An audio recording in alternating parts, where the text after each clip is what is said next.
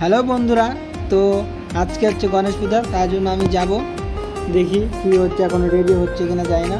তো একটা দাদা, সিনিয়র দাদা আমাকে ডেকে গেল, তো যাওয়া যাক, চলো দেখি কী হয়। এটা আমাদের ফ্লোর আর এটা হচ্ছে আমাদের ওয়াশরুম।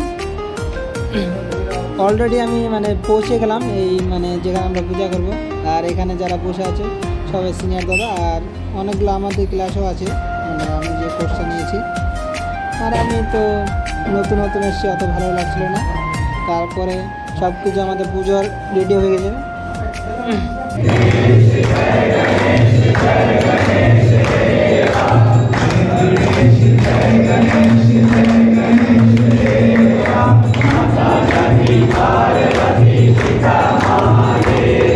এখানে আমি পূজার এগুলো আগুনটা যেটা নেয় সেটা আমি তারপরে যেটা হয়, পুজোর পরে আমাদের প্রসাদ দিয়ে দিল।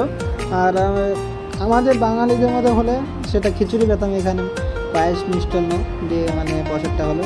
তো এইটুকুই, পরে ব্লগে আবার দেখা হচ্ছে মিনি।